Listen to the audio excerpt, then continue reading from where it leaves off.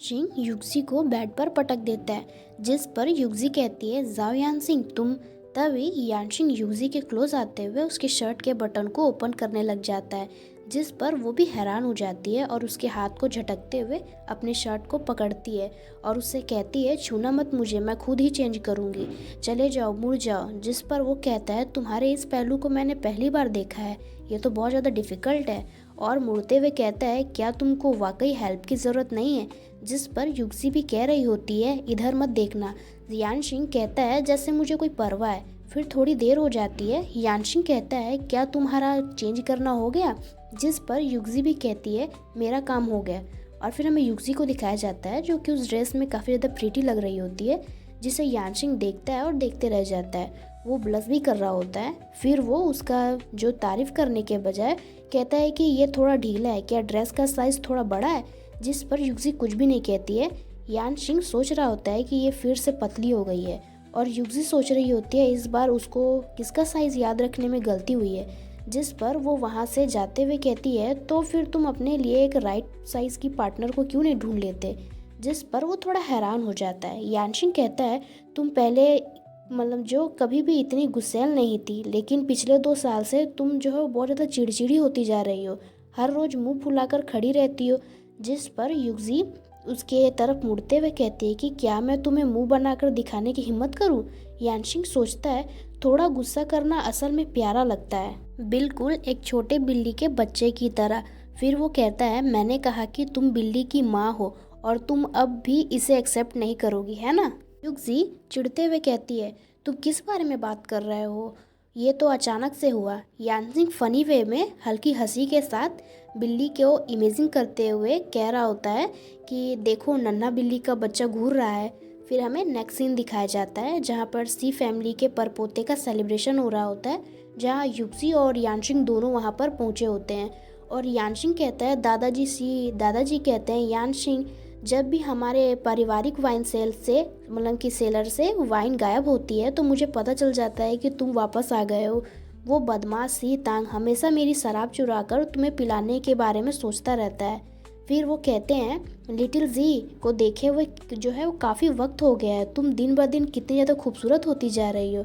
जिस पर युक्सी भी कहती है ग्रैंडपा सी आपको आपके नए परपोते के लिए बहुत बहुत बधाई हो। जिस पर दादाजी कहते हैं आप और यानशिंग की शादी को लगभग 3 साल हो गए हैं, है ना। आप लोग बच्चा पैदा करने की प्लानिंग कब कर रहे हैं। युक्सी कहती है मैंने इसके बारे में ज़्यादा सोचा नहीं है।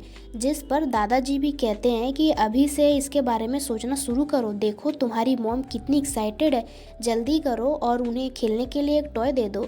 जिस पर युक्सी बस स्माइल कर रही होती है और यानजी को गुस्से से देखती है और कहती है कि तुम भी तो कुछ कहो। जिस पर यानशिंग तो उसे एक आंख मारते हुए कहता है जब तुम मुझसे बहस कर रही थी तब तुम मुझसे बहुत ज़्यादा बोल रही थी, है ना, इसे खुद ही हैंडल करो। जिस पर युक्सी कहती है कि दरअसल दादाजी हम बच्चे पैदा नहीं कर रहे हैं, प्रॉब्लम मुझ में नहीं है।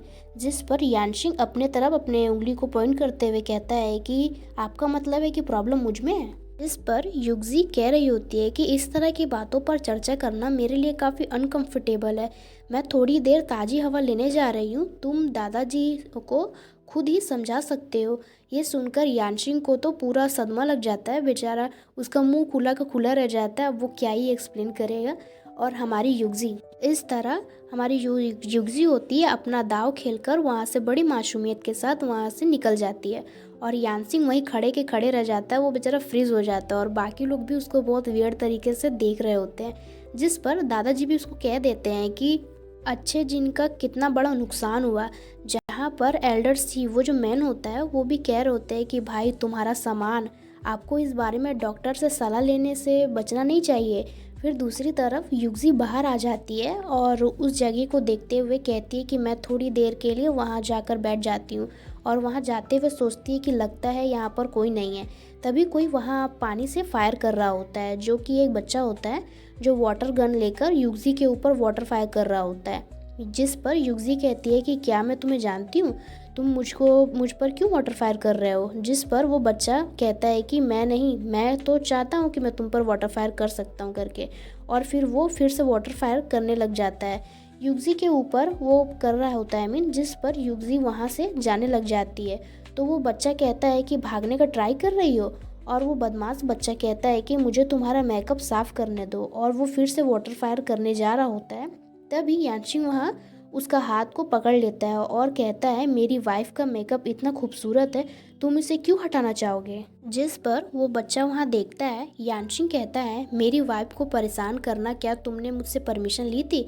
जिस पर वो बच्चा कहता है मैं उसका मेकअप उतारने जा रहा हूँ, वो बेहद बदसूरत है, और हंसते हुए यानशिंग को जीभ दिखाने लग जाता है। तभी यानशिंग उसके वाटर गन को उससे छीनते हुए कहता है कि तुम किस तरह की एंटी ह्यूमैनिटी स्कूल में गए थे जहाँ इतनी ट्विस्टेड एस्थेटिक्स देखने को मिलती है, और युक्जी के तरफ गन को फेंकता है जिसे युक्जी कैच कर लेती है।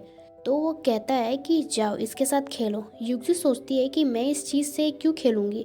यानशिंग उस बच्चे को उठाते हुए कहता है आपके लिए आपकी जो एस्थेटिक्स और तीनों व्यू ट्विस्टेड हैं, और वो उसका दोनों पैर पकड़ते हुए कहता है कि मैं ये हेल्पफुल सिटीज़न आपको फ्री में सही राह दिखाऊंगा। और वो बच्चा वहाँ पर चिल्ला रहा होता है और कहता है कि मुझे मतलब कि नीचे दिखा रहे हो, क्या तुम जानते हो मेरे फादर कौन है, मैं अपने फादर से लोगों को भेजवाकर तुम्हें मरवा दूंगा।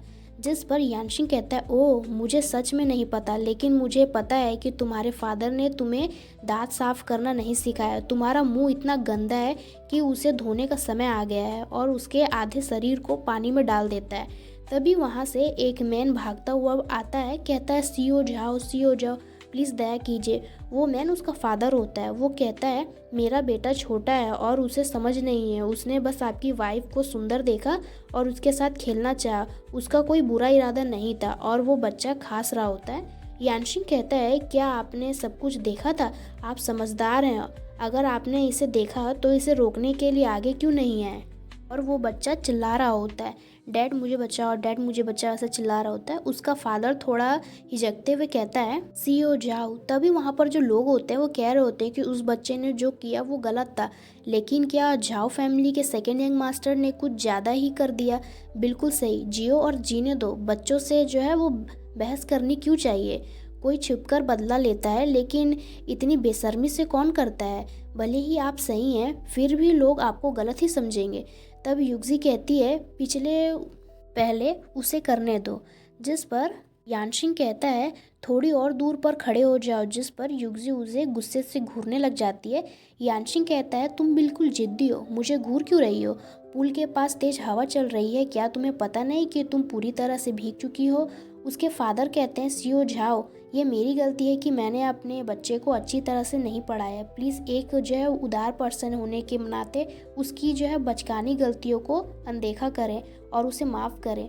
वो वहीं घुटने पर बैठकर ये सब कह रहा होता है और कहता है कि आप उसे जानने के लिए क्या लेंगे, क्या करेंगे, अब जो भी कहेंगे हम वही करेंगे। जिस पर फिर यानशिंग उस बच्चे को उल्टा से फिर सीधा पकड़ लेता है और उस बच्चे को तो पूरा चक्कर आ रहे होते हैं। यानशिंग कहता है माफ़ी मांगो मेरी बीवी से।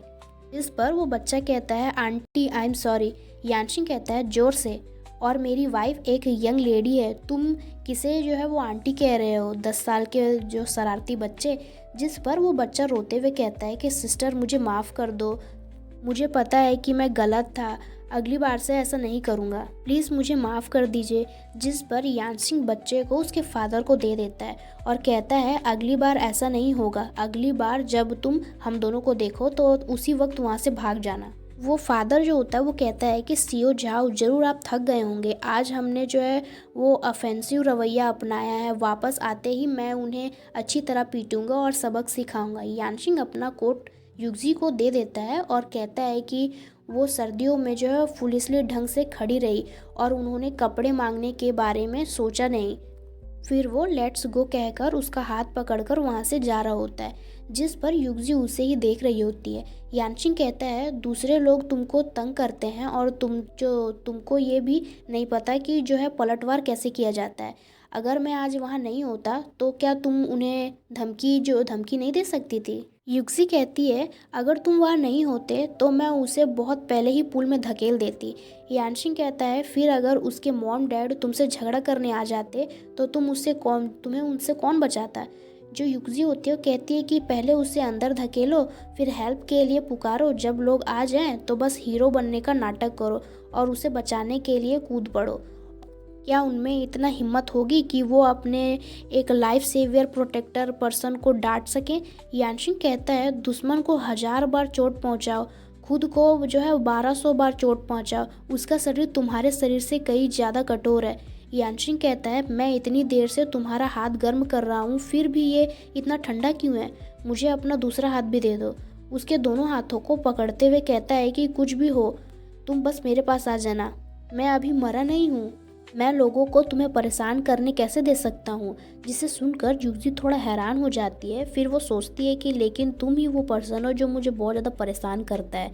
फिर हमें नेक्स्ट सीन दिखाया जाता है जहाँ पर आंटी चैन कहती है कि अदरक का सूप पी लीजिए, सर्दी लगने से पहले केयरफुली रहिए। युक्ति कहती है मैं पहले ही गर्म पानी से नहा चुकी हूँ, मुझे सर्दी नहीं लगेगी। आंटी चैन कहती है सेकेंड यंग मास्टर ने मुझे जो है स्पेसिफिकली मुझे उबालने के लिए कहा था, अगर आप इसे नहीं पीते हैं तो ये वेस्ट हो जाएगा। तभी वहाँ पर यानशिंग आते हुए कहता है मुझे दे दो, इसमें सिर्फ अदरक है, क्या इसे पीना वाकई बहुत ज़्यादा मुश्किल है।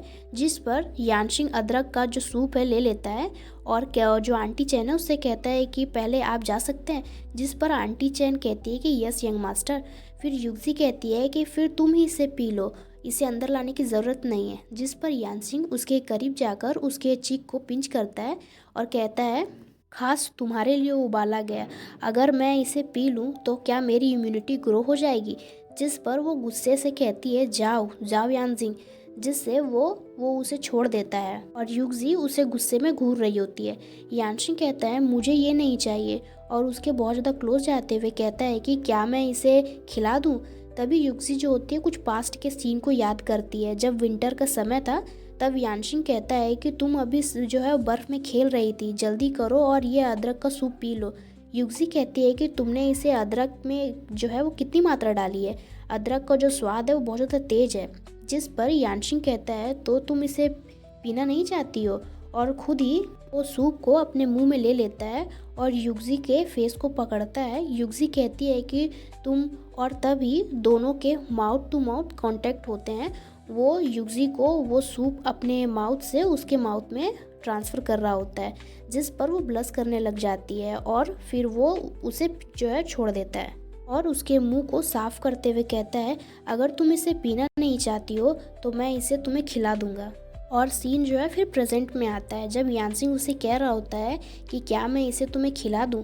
तभी फ़ोन का रिंग मतलब कि अब बज रहा होता है। वो वहाँ से निकलकर कहती है ये मेरा फ़ोन है और अपने फ़ोन उठाती है। जिस पर फ़ोन वाला पर्सन वो कह रहा होता है कि एक कार एक्सीडेंट के पर्सन को मतलब अभी अभी हमारे हॉस्पिटल में लाया गया है, उसकी जो है राइट आइज़ में जो है वो चोट लग गई है। सू चेंग शुरू में इस काम को संभाल रही थी लेकिन उसने एक गलती कर दी है, जिस वजह से पेशेंट्स के जो फैमिली है अब उस पर भरोसा नहीं करते हैं। मुझे आपकी ज़रूरत है कि आप आकर जो पेशेंट की जो सर्जरी का परफॉर्म संभालें। वो कहती है कि मैं समझ गई और कहती है कि मैं अभी आती हूँ। वो फ़ोन रखते हुए कहती है कि मुझे हॉस्पिटल जाना होगा। यानशिंग कहता है मैं तुम्हें ले चलूँगा। युक्ति कहती है कि कोई ज़रूरत नहीं है, तुम आराम से सो जाओ, मैं कपड़े बदलने जा रही हूँ, और वहाँ से जा रही होती है। यानशिंग जो होता है वो सोच रहा होता है कि मुझे हमेशा इतना फॉर्मल बिहेवियर करती हो, क्या हमारे रिश्ते को एक्सेप्ट करना इतना ज़्यादा मुश्किल है।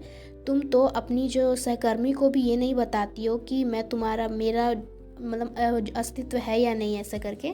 तुम छोटी एहसान फरामोश, मुझे तुम्हारी परवाह नहीं करनी चाहिए, अगर तुम बीमार पड़ जाओ तो किसे फ़र्क पड़ता है। फिर हमें नेक्स्ट सीन